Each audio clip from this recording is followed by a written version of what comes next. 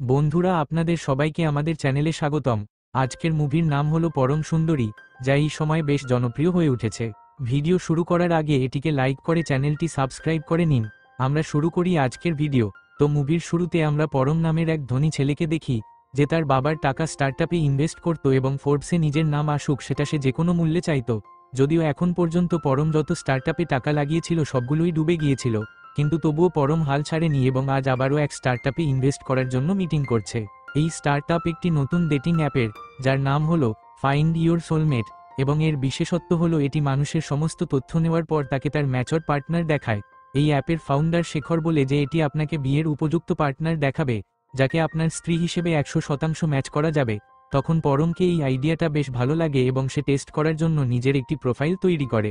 তারপরের দিন পরম ভাবছিল এই অ্যাপে ইনভেস্ট করবে, ঠিক তখনই তার বাবা এসে বলে, আমি তোমার অফিস বিক্রি করছি। এত বছর ধরে শুধু আমার টাকা ডুবিয়েছ, এখন তুমি আমার সাথে কাজ করবে। এটা শুনে পরম হতভম্ব হয়ে যায়, কারণ সে তার বাবার বোরিং ব্যবসা সামলাতে চায়নি। তখন সে তার বাবাকে অ্যাপটির কথা বলে, যেটা দিয়ে তার অনেক নাম হবে, শুধু 5 কোটি টাকার ফান্ডিং দরকার। এতে তার বাবা স্পষ্ট না করে দেয়, কিন্তু পরম তার পিছনেই লেগে যায় এবং অ্যাপটির বিশেষত্ব বোঝায় যে এতে নিজের সোলমেট পাওয়া যাবে। তখন তার বাবা বলে, যদি এমন হয় তাহলে তুমি 1 মাসের মধ্যে নিজের সোলমেট খুঁজে দেখাও, পরের মাসেই আমি তোমাকে ফান্ডিং দেব। কিন্তু যদি তুমি নিজের জন্য সোলমেট খুঁজে না পাও, তাহলে আমি তোমার অফিস বিক্রি করে দেব। এতে পরমও ডিল করে নেয়। এরপর পরম শেখরের কাছে আসে এবং তার প্রোফাইল অনুযায়ী একটি মেয়ে খুঁজে দিতে বলে, যাতে সে তার বাবাকে প্রমাণ দিতে পারে যে এই অ্যাপ কতটা ভালো। অনেক খোঁজাখুঁজির পর শেখর একটি মেয়েকে খুঁজে পায়, যে পরমের স্ত্রীর জন্য একেবারে পারফেক্ট ছিল, কিন্তু সে অনেক দূরে কেরালায় থাকত। এটা দেখে পরমের বন্ধু যজ্ঞি বলে, অন্য মেয়ে দেখ না। কিন্তু শেখর বলে, পৃথিবীতে প্রত্যেকের জন্য একটাই সোলমেট থাকে এবং পরমের জন্য এটাই সঠিক। তখন পরমও রাজি হয়ে যায় এবং সে গিয়ে সেই মেয়ের সঙ্গে দেখা করবে, যার নাম ছিল সুন্দরী। তাকে নিজের সোলমেট বানিয়ে বাবার কাছ থেকে ফান্ডিং পাবে। এরপর পরম আর যজ্ঞি সোজা কেরালায় পৌঁছে যায় এবং যেমন তেমন করে সুন্দরীর বাড়ি খুঁজে বের করে সেখানে পৌঁছে। এখানে সুন্দরী একটি গেস্ট হাউসের মালিক ছিল, যা পরম আগেই বুক করে রেখেছিল। তারপর জিনিসপত্র শিফট করার সময় পরম সুন্দরীর সাথে অনেক কথা বলার চেষ্টা করে, কিন্তু সুন্দরীর তেমন ভালো হিন্দি জানা ছিল না। তবে পরম কোনোভাবে ম্যানেজ করছিল। সেখানে সুন্দরীর বোন আমুকেও দেখা হয়। এরপর পরম যজ্ঞিকে বলে, আমি তো এখানে চলে এসেছি, কিন্তু সুন্দরীর শখ কি, সে কি করে আর সে কি আমার সোলমেট হওয়ার যোগ্য, এসব আমাকে জানতে হবে। তখন পরের দিন থেকে যজ্ঞি আর পরম দুজনেই সুন্দরীর উপর নজর রাখতে শুরু করে। সেখানে দেখা যায় সুন্দরী সবকিছুতেই এগিয়ে। সে গাছ থেকে নারকেল নামিয়ে আনে, একটা হাতি পালত এবং মানুষদের সাহায্যও করত। এগুলো দেখে পরম বিশ্বাস করে ফেলে যে সুন্দরী সত্যিই ভালো মেয়ে। তারপর পরম সুন্দরীকে ইমপ্রেস করার জন্য তার গানগুলোর প্লেলিস্ট চুরি করে নিয়ে আসে এবং সারা রাত তার প্রিয় গান মুখস্থ করে। এরপরের দিন সকালে পরম সবার জন্য নাস্তা বানায় এবং সেই সাথে সুন্দরীর প্রিয় গান গাইতে শুরু করে, যা সুন্দরীর খুব ভালো লাগে। তখন যজ্ঞি দক্ষিণ ভারতীয়দের নিয়ে তুলনা করতে শুরু করে যে মাদ্রাজি হোক বা তামিল, সবাই দক্ষিণেরই। এতে সুন্দরী রেগে যায় এবং বলে, প্রতিটি রাজ্য আলাদা, সবাইকে একরকম বলা যায় না। এটা দেখে পরম সুন্দরীকে শান্ত করে এবং বলে, আমি এখনও এখানে সবকিছু জানতে চেষ্টা করছি, আমার কাছে সবই নতুন, ধীরে ধীরে শিখে নেব। তখন সুন্দরীর মাথায় একটা আইডিয়া আসে। সে পরমকে নতুন কিছু এক্সপেরিয়েন্স করার জন্য তার মামার কাছে নিয়ে যায়, যিনি কলারি পট্টু শেখাতেন। তখন সুন্দরী পরমকে উস্কে দেয় যে যেহেতু এসেছো, কিছু অ্যাডভেঞ্চার করো। আর মামাকে বলে, একে মজা দেখাতে হবে। মামাও রাজি হয়ে যায়। তারপর সে পরমকে তার এক যোদ্ধার সাথে লড়াই করতে বলে। তখন পরমও উত্তেজনায় রাজি হয়ে যায়, কিন্তু লড়াই শুরু হওয়ার সাথে সাথেই লোকটা পরমের উপর চড়ে বসে। এতে পরম খুব লজ্জা পায়। তখন সে লোকটার চোখে মাটি ছুঁড়ে মারে, লোকটা অজ্ঞান হয়ে যায় এবং সে জিতে যায়। এটা দেখে সুন্দরী অবাক হয়ে যায়। তবে এই সময় পরমের হাতে চোট লাগে। তখন সুন্দরী পরমকে নদীর ধারে নিয়ে গিয়ে আয়ুর্বেদিক গাছগাছড়া তার ক্ষতে লাগাতে থাকে। এই সময় সুন্দরী তার আংটি খুলে পাশে রেখে দেয়। এখানে পরম সুন্দরীর সাথে ফ্লার্ট করতে শুরু করে, আর সুন্দরীও কিছুটা সাড়া দেয়। এরপরের দিন দেখা যায় সুন্দরী তার আংটি খুঁজছে, কিন্তু কোথাও পাচ্ছে না। তখন পরম মনে করে যে সেটি তো নদীর ধারে গাছগাছড়া পিষতে গিয়ে রাখা হয়েছিল। তাই পরম তাড়াতাড়ি নদীর ধারে গিয়ে আংটিটি খুঁজতে শুরু করে। ঠিক তখনই সুন্দরীর হাতি এসে পরমকে সুরে জড়িয়ে ধরে, কিন্তু সুন্দরী এসে তাকে বাঁচায়। এরপর যখন পরম আংটিটি সুন্দরীকে দেয়, তখন সে খুব খুশি হয় এবং জানায়, আমার মা বাবা এক দুর্ঘটনায় মারা গিয়েছিলেন, এই আংটিটাই তাদের শেষ স্মৃতি। এখানে সুন্দরী ও পরমের প্রচেষ্টায় কিছুটা মুগ্ধ হয়। যখন পরম বলে, আমি এই শহরটা ঘুরতে চাই, তখন সুন্দরীও তাকে ঘুরিয়ে দেখাতে রাজি হয়। এরপর পরম আর সুন্দরী অনেক জায়গা ঘোরে এবং এর মধ্যেই দুজনের মধ্যে ভালো বন্ধুত্ব হয়। তখন সুন্দরী নিজের সম্পর্কে অনেক কিছু পরমকে জানায় এবং বলে, গেস্ট হাউস চালানো আমার খুব খারাপ লাগে কারণ আমি মোহিনী নাট্যম করতে ভালোবাসি, যা সবচেয়ে পুরনো নাচের ধরন। আমি ওখানেই এগোতে চেয়েছিলাম, কিন্তু মা বাবা চলে যাওয়ার পর ছোট বোনের দায়িত্ব আমার উপর এসে পড়ে, তাই আমাকে বাড়িটাকে গেস্ট হাউসে পরিণত করতে হয়েছিল। এখানে পরমের সুন্দরীকে বেশ ভালো লাগে, কারণ সে খুবই সরল। তখন পরম ভাবে সে সুন্দরীকে জানিয়ে দেবে যে সে অ্যাপ টেস্ট করার জন্য সুন্দরীর সাথে দেখা করতে এসেছে। কিন্তু ঠিক তখনই শেখরের ফোন আসে। সে বলে, তুমি অনেকদিন ধরে গায়ে বাছো এবং আমাকে অনেক জায়গা থেকে এই অ্যাপের ফান্ডিংয়ের অফার আসছে। আমি কি করব? তখন পরম বলে, অর্ধেক টাকা আমি তোমাকে পাঠিয়ে দিচ্ছি, তুমি কোথাও থেকে ফান্ডিং নিও না। এরপর পরম নিজের সেভিংস আর শেয়ার বিক্রি করে শেখরকে টাকা পাঠায় এবং পরম নিশ্চিত ছিল যে এই অ্যাপ তার জীবন বদলে দেবে। তারপরের দিন যখন পরম ঘুরছিল, তখন দেখে যজ্ঞি এক মেয়ের সাথে আছে। তখন সে যজ্ঞিকে জিজ্ঞেস করে, একে? যজ্ঞি বলে, আমি এই মেয়েকে ভালোবেসে ফেলেছি। এটা শুনে পরম যজ্ঞিকে বলে, আমিও সুন্দরীকে পছন্দ করে ফেলেছি। মনে হয় অ্যাপটা একেবারে পারফেক্ট পার্টনারই দেখিয়েছে। আমি তাড়াতাড়ি ওকে প্রপোজ করব। এরপরের দিন ওনাম উৎসব আসে, যেখানে সুন্দরীর সাথে পরমও মন্দিরে পূজায় যায়। এখানে পরম ভেবেছিল মন্দিরেই সে সুন্দরীকে প্রপোজ করবে, কিন্তু কিছুক্ষণের মধ্যেই সেখানে সুন্দরীর মামা ভার্গব আসে, সাথে তার ছেলে ভেনুও ছিল। এখানে সুন্দরী ভেনুকে দেখে খুব খুশি হয়, এতে পরমের হিংসে লাগে। তখন ভার্গব মন্দিরে সবার সামনে ঘোষণা করে যে ওনাম শেষ হলেই আমি সুন্দরীর বিয়ে ভেনুর সাথে দেব। এটা শুনে পরমের মাথায় আকাশ ভেঙে পড়ে। তারপর পরম সুন্দরীর বোনকে জিজ্ঞেস করে যে এই ভেনু কোথা থেকে এলো। তখন আমু বলে যে ভেনু আর সুন্দরী দিদি ছোটবেলা থেকেই একসাথে আছে এবং ভেনু প্রতিটি কাজে এগিয়ে, তাই সে পড়াশোনা করার জন্য বাইরে গিয়েছিল। এটা ছোটবেলা থেকেই ঠিক ছিল যে দিদির বিয়ে ভেনুর সাথেই হবে।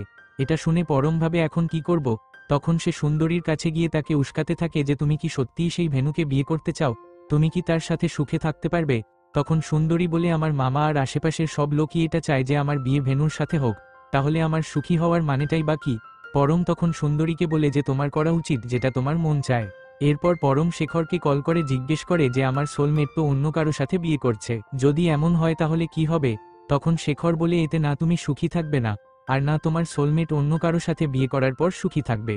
তখন পরম ঠিক করে যে সুন্দরীকে সে নিজের করে নেবেই, তবে তার আগে সুন্দরীর মামা আর এখানকার লোকদের ইমপ্রেস করতে হবে। ঠিক সেই সময় ভার্গব তার লোকদের বলছিল যে এইবার যে প্রতিযোগিতা হতে যাচ্ছে তাতে আমাদেরই জিততে হবে, অন্য গ্রামের লোকেরা এগিয়ে আসা উচিত নয়। এটা শুনে পরম বুঝতে পারে যে যদি সে প্রতিযোগিতায় জিততে পারে তাহলে এখানকার লোকদের ইমপ্রেস করা যাবে, তাই সে সরাসরি ভার্গবের কাছে গিয়ে বলে যে আমি এই প্রতিযোগিতায় অংশ নিতে চাই। কিন্তু ভার্গব স্পষ্ট না করে দেয় যে বাইরের মানুষ এতে অংশ নিতে পারে না। এটা শুনে পরম ভাবে আমি এখন কি করব। ঠিক তখনই সে যজ্ঞির প্রেমিকাকে দেখে।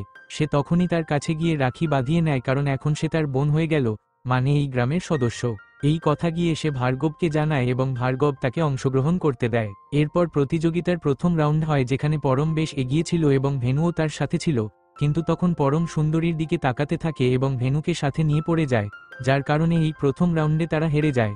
এটা দেখে ভার্গব খুব রেগে যায় যে আমাদের শুরুতেই জিততে হতো, কারণ এতে আমাদের গ্রামের সম্মান বার্তার তুমি প্রথম রাউন্ডেই আমাদের মান ইজ্জত নষ্ট করে দিলে। তাই সে পরমকে বলে এখন তুমি অংশ নেবে না, শুধু ভেনুই আমাদের গ্রামের পক্ষ থেকে খেলবে। এরপর যখন পরম শান্তভাবে বসেছিল তখন সুন্দরী তার কাছে এসে বলে তুমি বেশ ভালো খেলছিলে, তবে কোনো সমস্যা নেই, হার জিত তো লেগেই থাকে। একভাবে সুন্দরীরও পরমের সাথে কথা বলতে ভালো লাগছিল। এরপরের দিন প্রতিযোগিতার পরের রাউন্ড হয়, যেখানে ভেনু অনেক এগিয়ে ছিল আর পরম সুন্দরীর সাথে সময় কাটাচ্ছিল। এই সময়ে এক মুহূর্তের জন্য দুজন একে অপরের কাছে আসে, কিন্তু তখনই সেখানে ভেনু চলে আসে আর কথা এগোয় না। এরপর পরমের কাছে তার বাবার কল আসে। তিনি বলেন 30 দিন শেষ হতে এখন মাত্র 3 দিন বাকি আছে, তোর সোলমেট পেলি কিনা? তখন পরম বলে যে পেয়েছি, এবং আমি তো শেখরকে আমার সেভিংস থেকে অর্ধেক ফান্ডিংও দিয়ে দিয়েছি। এটা শুনে তার বাবা তাকে অনেক বকাঝকা করে, কিন্তু পরম তা শোনে না। তারপর রাতে ভেনু আর সুন্দরীর সগাই ছিল, তখন পরমও সেখানে আসে। সবাই মিলে অনেক আনন্দ করছিল। তখন যজ্ঞি ভেনুর ধুতি টানার চেষ্টা করে, কিন্তু ভুলবশত সে অন্য গ্রামের এক লোকের ধুতি টেনে ফেলে, যার কারণে সেখানে দুই গ্রামের লোকেদের মধ্যে ঝগড়া শুরু হয় এবং একজনের মাথায় গুরুতর আঘাত লাগে। এটা দেখে পরম সেই লোকটিকে হাসপাতালে নিয়ে যেতে থাকে, কিন্তু সেটা অনেক দূরে ছিল। তখন হাসপাতালে যাওয়ার সবচেয়ে ছোট রাস্তা ছিল নৌকা দিয়ে, তাই পরম সেই নৌকাতেই লোকটিকে নিয়ে যায় এবং মনে করে কিভাবে সুন্দরী তাকে নৌকা চালানো শিখিয়েছিল। এরপর সেই লোকটির চিকিৎসা হয়।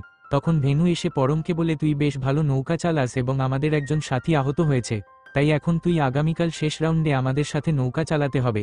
এতে পরম রাজি হয়ে যায়।